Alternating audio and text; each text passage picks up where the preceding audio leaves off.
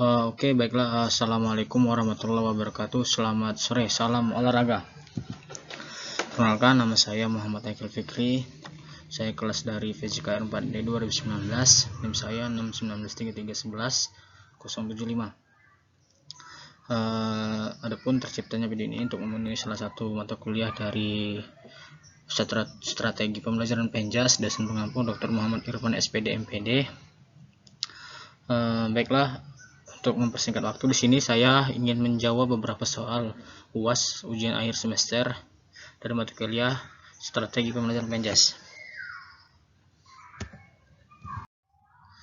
Baik, soal yang pertama di sini soalnya adalah 1. Jelaskan apa yang dimaksud mengajar dengan berpusat pada siswa. Jadi di sini maksudnya ialah sistem pembelajaran berpusat pada siswa adalah sistem yang seharusnya dibangun oleh siswa tanpa harus mengandalkan pengajaran dari guru.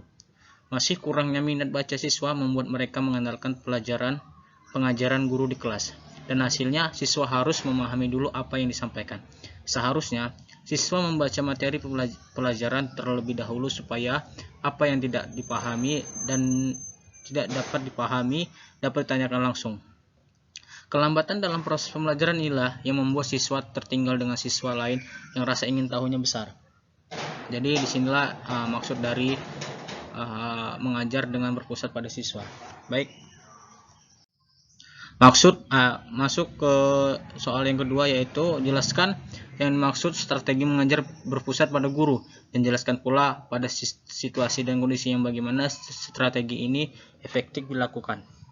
Baik, maksudnya di sini kegiatan guru yang utama adalah menerangkan dan siswa mendengarkan atau mencatat apa yang disampaikan guru. Menurut Subianto tahun 1988 menjelaskan bahwa kelas dengan pembelajaran secara biasa mempunyai ciri-ciri sebagai berikut. Pembelajaran secara klasikal, para siswa tidak mengetahui apa tujuan mereka belajar pada hari itu. Di sini guru biasanya mengajar dengan berpedoman pada buku teks atau LKS, dengan mengutamakan metode ceramah dan kadang-kadang tanya jawab.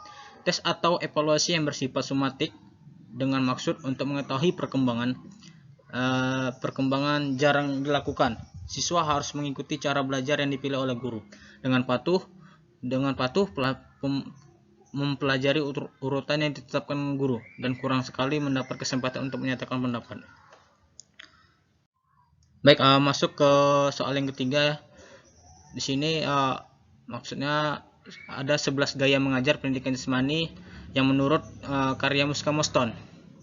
Jadi ada 11 gaya mengajar menurut buku Teaching Physical Education karya Muska Moston, yaitu yang pertama gaya komando, 2 gaya latihan, 3 gaya timbal balik, 4 gaya evaluasi diri, 5 gaya inklusi, 6 gaya penemuan terpadu, 7 gaya penemuan konvergen, 8 gaya penemuan mandiri, 9 gaya program rancangan individu, 10 gaya inisiasi siswa, dan 11 yang terakhir gaya melatih diri atau self teaching.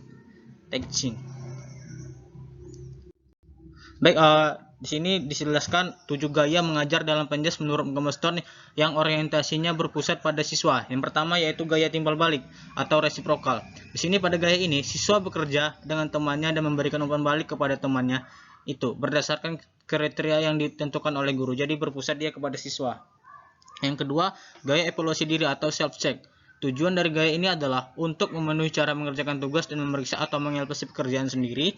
Yang ketiga, gaya penemuan terpadu atau weighted discovery. Tujuan dari gaya ini adalah untuk menemukan konsep dengan menjawab serangkaian pertanyaan yang diajukan oleh guru. Jadi di sini orientasi kepada siswa. Yang keempat, gaya penemuan mandiri produksi divergen. Tujuan dari gaya ini adalah untuk melibatkan siswa memproduksi atau menghasilkan respon ganda terhadap satu pertanyaan. Kelima, gaya rancangan individu siswa. Tujuan dari gaya ini adalah untuk merancang, mengembangkan, dan menampilkan serangkaian tugas yang disusun ke dalam program pribadi dan berkonsultasi dengan guru. Kedelapan, inisiasi siswa. Tujuan dari gaya ini ialah agar siswa mampu menginisiasi atau memprakarsi pengalaman belajarnya, merancang, menampilkannya, dan mengevaluasinya bersama-sama kriteria yang telah disepakati sebelumnya. Ketujuh, gaya melatih diri atau self-teaching. Tujuan dari gaya ini adalah memberikan siswa kesempatan untuk memutuskan maksimal tentang pengalaman belajarnya tanpa adanya campur tangan guru. Baik, di sini ada juga 4 gaya mengajar dalam Penjas menurut Muska Moston. Orientasinya berpusat pada guru, yaitu yang pertama gaya komando atau command. Tujuan dari gaya ini adalah untuk mempelajari cara mengajarkan tugas dengan benar dan dalam waktu yang singkat, mengikuti semua keputusan yang dibuat oleh guru. Yang kedua, gaya latihan atau praktik. Tujuan dari gaya ini adalah memberikan siswa untuk melatih secara individu dan mandiri, serta menyediakan guru waktu untuk memberikan umpan balik kepada siswa secara individu dan pribadi atau feedback.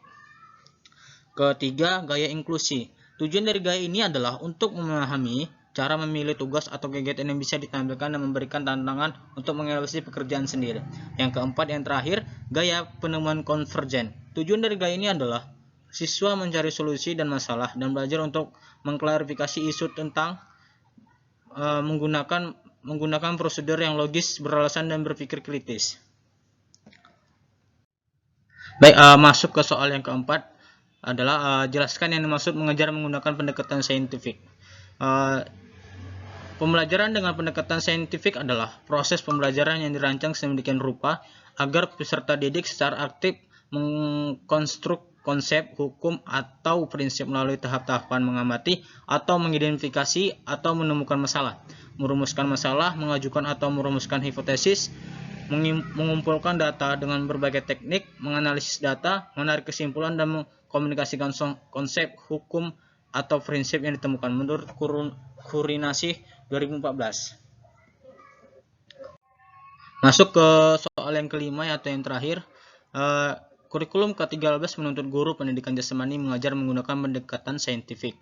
Pendekatan saintifik yang dimaksud pada kurikulum tersebut dalam implementasinya menggunakan strategi 5M. Jelaskan apa yang dimaksud dengan strategi 5M dan apa kaitan antara 5M dengan pembelajaran saintifik.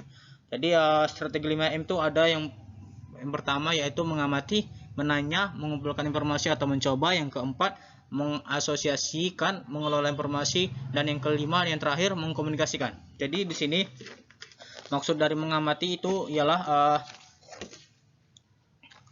siswa menggunakan panca inderanya untuk mengamati fenomena yang relevan dengan apa yang dipelajarinya. Dan yang kedua, menanya. Maksud dari menanya ini siswa merumuskan pertanyaan tentang apa saja yang tidak diketahuinya atau belum dapat dilakukannya terkait dengan fenomena yang telah diamatinya. Jadi siswa jika belajar ada yang kurang tanya, silakan bertanya kepada gurunya. Mungkin itu. Yang ketiga, atau mengumpulkan informasi atau mencoba. Di sini maksudnya siswa mengumpulkan data melalui berbagai teknik.